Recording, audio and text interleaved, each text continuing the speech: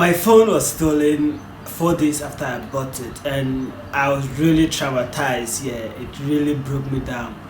But after some days of prayers, the phone never came back. But I learned a great lesson, which I want to share with you in this video.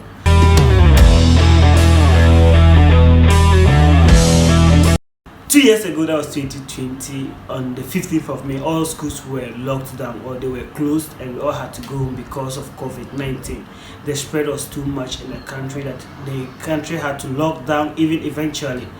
And because of that, we were not having classes, we were doing nothing, we were all in the house. But I decided to stay back in Afro here for some reasons known to me. I was working on some documents on my YouTube channel and others. And as a result, I was busy, I was engaged, but my phone got spoiled. My phone damaged, it got spoiled. I couldn't use it again. It was literally frozen. You could not even move anything in it. So I had to just put it down and got a different phone and called my mom that I needed a phone because they planned to resume, school planned to resume, and that was via online means.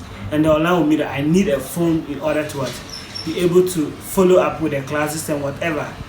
And my mom also sacrificed. According to her, she took out her coins. Like, she went her coins, she turned them to notes before she could send you the money. She sent the money. I bought the phone on 27th of April. And on the 1st of May, 4 days later, I woke up and the phone was not there.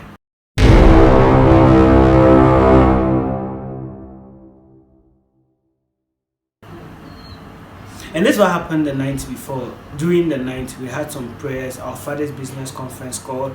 We prayed. After we prayed, I called someone and we were talking. After that, I just prayed again and slept off. I don't know whether I locked my door or not, but I woke up the following morning to meet my door open. The two gates, they were both open, and the phone was not there. And the most interesting part is my laptop was not taken.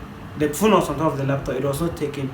The charger of the phone was still there. Everything that was in my room was intact except the phone that was missing. I searched throughout the place. I did a number of inquiries. I started suspecting everybody literally because I didn't know what's going on.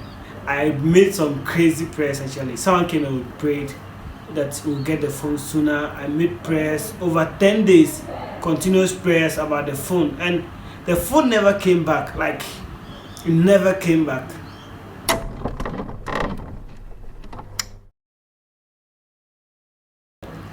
But the interesting thing and why I'm sharing with you this is I learned a lesson. During one of the prayers, I lay down to listen to the Lord. It was like I have gone away from Him. I was kind of literally giving no attention to God before the phone issue. I wasn't praying, I wasn't reading my Bible, and a whole lot of things. And because of that, God just wanted to teach me a lesson by taking the phone away from me, which sent me back to prayer. And from there, I just decided to go back to my first love, to go back into prayer. So I got a weekly, two days in a week where I'll go to the Basilica Parish to pray. And with that, I progressed. I started reading spiritual books. And I can testify that 2 years 2 years ago, what happened to me has really improved my life.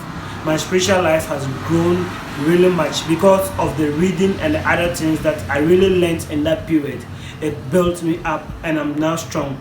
I haven't gotten the phone as at now, but I'm stronger than I was in terms of spirituality and other areas of my life.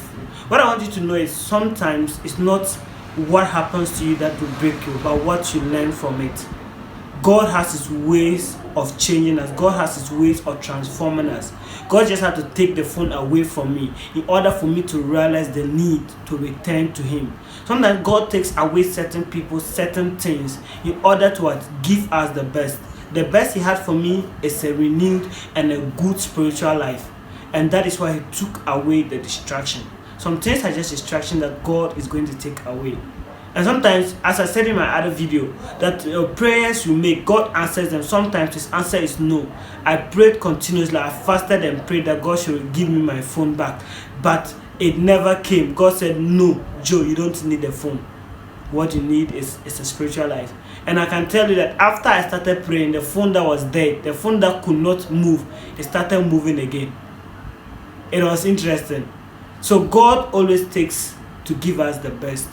So let's never give up. Let's not fail because our prayer seems not to yield the results we are looking for. And let's trust God. I hope you are blessed by this video. I would like you to share to bless other people. And subscribe to the Word in our YouTube channel for more content. And I'll see you in my next video. Bye-bye.